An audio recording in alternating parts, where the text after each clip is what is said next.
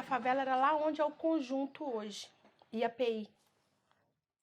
E aí eles ficavam lá na favela, os trabalhadores que vieram do interior ficavam lá na favela e subiam para a pedreira para extrair as pedras para encher os caminhões para levar para construir a contorno, né? Que era o entorno, a cidade.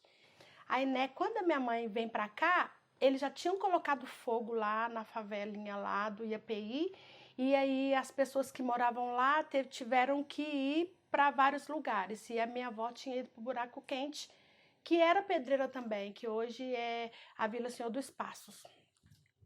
E lá minha mãe ficou morando com a minha avó e o meu pai veio de Sete Lagoas. E eu lembro que a minha mãe trabalhava num bairro vizinho aqui, que chama Praça 12.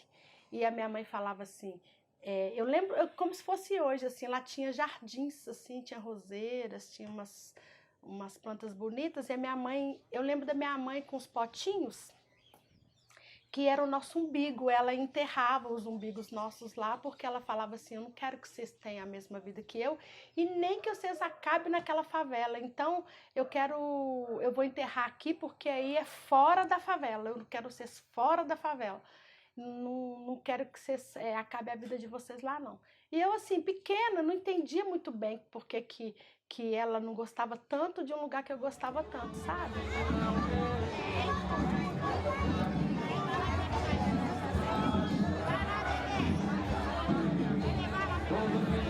Aqui tinha uma escola da FEBEM, sabe? Tinha uma escola aqui que era para crianças, assim, e era curso profissionalizantes, assim. E essa escola era muito legal porque, assim, era uma época, assim, que estava terminando a ditadura, sabe? Assim, e era uma escola do governo federal. Vocês lembram da FEBEM? Então, e aí eles começaram a fazer uma política de fazer escolas no território para cuidar das crianças, para as crianças não irem para a rua. E aí aqui na Pedreira tinha, aqui eles trabalhando, como que era. Só que para minha idade não tinha essa escola não. Aí eu ia todo dia para lá e falava para a noite, a mulher falava, mas você não pode vir não, porque não tem para você. Eu falei, não, mas se vocês quiserem, arruma. Aí ela falou, não, se você conseguir 10 meninas, acho que é isso, 10 meninas, eu consigo arrumar uma turma para você vir. Aí eu peguei, consegui 20, sei lá, consegui um monte de amigas minhas pra gente ir para lá. Aí eu peguei e aí eles abriram uma turma para mim lá. E lá, eles, por causa disso, eles gostaram muito de mim, sabe? Porque assim, eu liderava, eu questionava, eu perguntava. Aí elas pegavam e... Aí eles pegaram e fizeram essa turma. E essa turma, elas assim... Nossa, era assim, era minha vida aquele lugar. Era minha vida esse lugar aí. A única vez que eu fiquei triste a ponto de não querer viver mais, não fiquei com depressão, mas porque eu sou osso duro de roer. Foi quando essa escola fechou.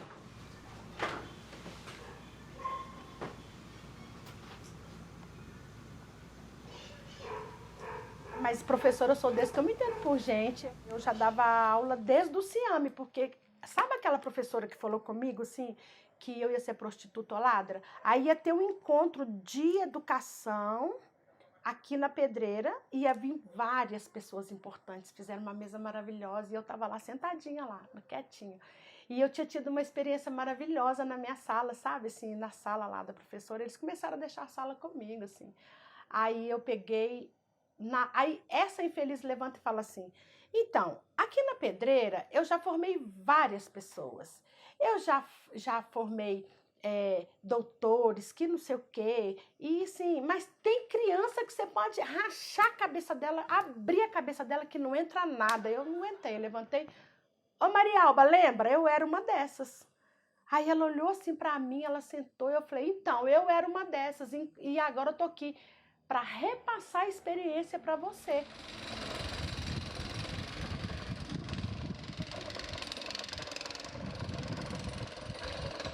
O IAPI, quando ele foi construído para os trabalhadores que vieram construir a cidade, só que depois, o primeiro projeto seria esse, só que depois virou para os trabalhadores que vieram construir a cidade, mas os engenheiros, as pessoas mais de poder aquisitivo. E funcionários públicos, principalmente funcionários públicos. E aí, e a favela aqui, né? Então, você viu?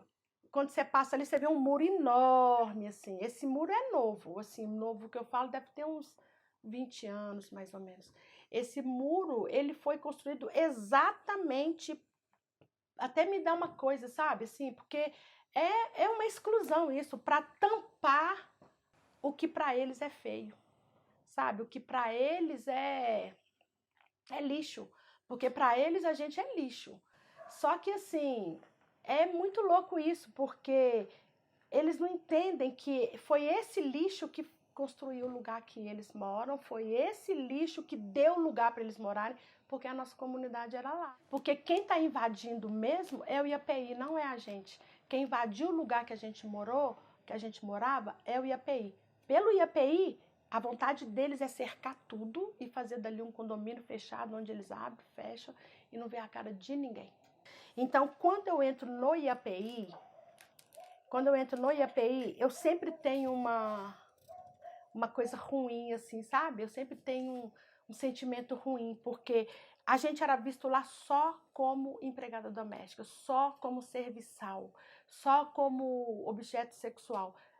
Várias vezes eles tentaram me violentar ali dentro, assim, sabe? Patrão, ou às vezes quando eu ia lá fazer algum trabalho, alguma coisa.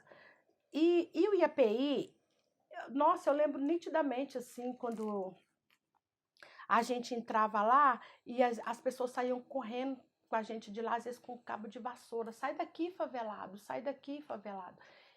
Eu não consigo, eu moraria em qualquer lugar, assim, menos no IAPI.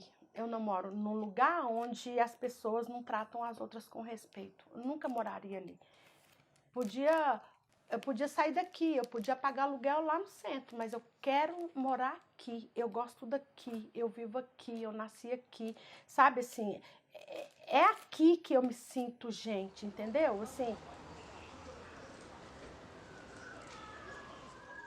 o PGE, esse plano global específico, esse nomão aí, o objetivo dele não era construir predinhos, o objetivo deles era tirar a gente daqui e mandar a gente para o mais longe possível, porque a especulação imobiliária, né, assim, aqui é gritante, e uma área dessa aqui, quem não quer, com uma vista maravilhosa, né? Então, quando eles chegaram aqui, eles, assim, a intenção deles era abrir ruas.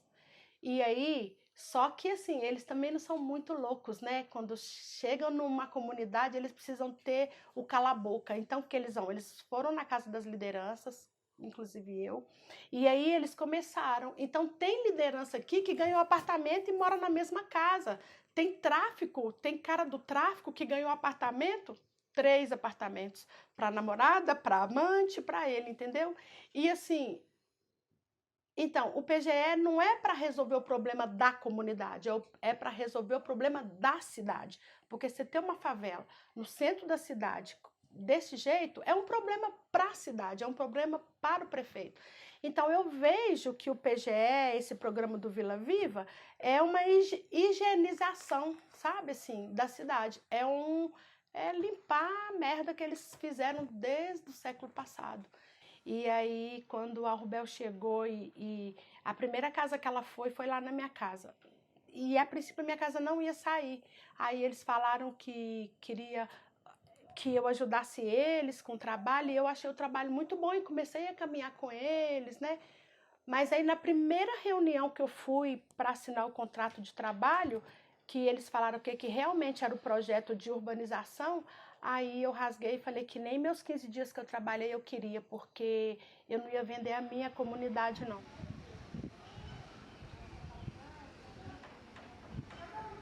Quando, em mais ou menos em 80, 90, eu fiz um censo, eu juntei um bando de jovens e eu fiz um censo na Pedreira. Então a gente foi de barraco em barraco, de casa em casa, de beco a beco, e a gente contou quantas moradias que tinham.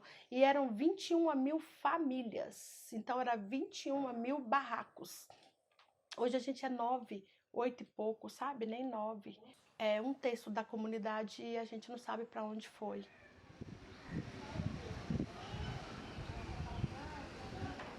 Quando eles chegaram lá na favelinha, que eles começaram a... Você passava, parecia que tinha guerra, eles quebraram tudo, assim. E eles não tinham essa política de, ó, vamos quebrar, vamos derrubar o barraco, vamos arrumar aqui, quebrar o outro, não. Então eles tiravam 10 aqui, deixava todo aquele entulho, tirava 10 ali, deixava todo aquele entulho. Eles iam assim, porque assim, se você tirasse um beco inteiro, as pessoas iam se mobilizar. E aí, quando eu vi aquilo, e aí eu comecei a perguntar, quanto que eles te pagaram? 12 mil, 13 mil. E aí eu falei que, gente, vamos ver quanto que tá os barracos aqui. Então, um barraco aqui em torno que era 20 mil, passou para 100. Porque aí, olha, a prefeitura está indenizando a favela lá e o povo está comprando barraco. Então, tudo, sabe assim, foi uma loucura. Ninguém conseguia mais comprar aqui perto. E aí, eu peguei, chamei uma reunião com todos os moradores e aí falei, gente, vamos ver o que a gente pode fazer, vamos ver o que está acontecendo. Aí chamei algumas pessoas que tinham sido removidas para contar como que foi essa procura de casa, esse jeito. E aí eu fui lá na defensoria. A prefeitura falava que abrir rua era para chegar ambulância. Mas a gente sabe que não era para chegar ambulância, era para a polícia poder entrar. Era para a polícia poder ter livre acesso. É isso. Agora, quando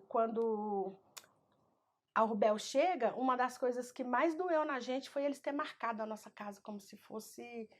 Eu lembrei tanto assim, sabe, assim, como se a gente fosse gado, sabe? Então era um número grande que eles punham vermelho, assim, na frente da sua casa, assim, punha lá 00037. Então era um número de comprido, assim. Isso era muito ruim, porque as pessoas olhavam e falavam, ah lá, sua casa tá marcada, né? A sua casa vai sair, sabe? Então era ruim de todos os aspectos. Primeiro que você sabia que você ia ter que sair do lugar, que muita gente morreu por causa disso, muitos senhores morreram. Você ia sair de um lugar que era o lugar que você nasceu, por mais pobre que é seu, sabe? É seu. Você fez, você comprou, porque eles falam que a gente aqui era invadido, né? Eles falam que quando eu fui lá negociar, a mulher falou comigo assim, eu não sei por que você está reclamando, você é invasora, vocês invadiram. Aí eu falei com ela, filha, quem invadiu foi vocês. Quando a cidade chegou, a minha avó já estava aqui. Sabe, assim, e isso aqui foi doado pra gente. Quem tá invadindo aqui é vocês. E uso capião, aí ela, não, uso capião não cabe pra vocês, não. Não cabe pra vocês, não. Não sei onde que você aprende essas coisas. Eu falei com ela, começa a ler, bonita, que você também aprende.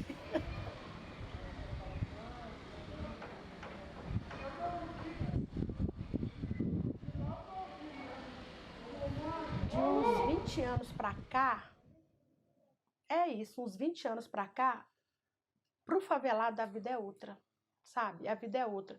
Não tem uma casa que você entre na favela que não tem uma TV, que não tem uma geladeira, que não tem...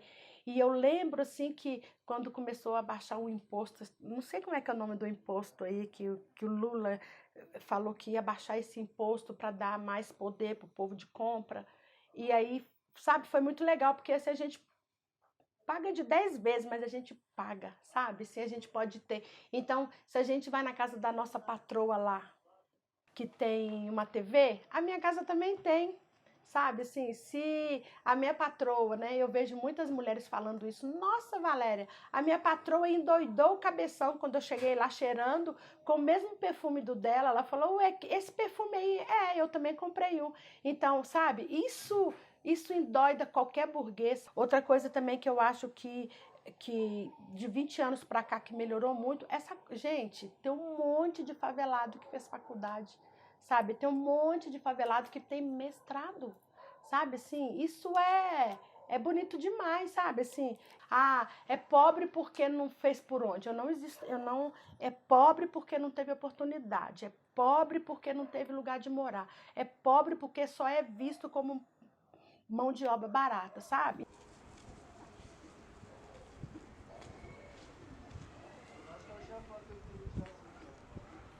Eu não vejo uma perspectiva boa politicamente, não.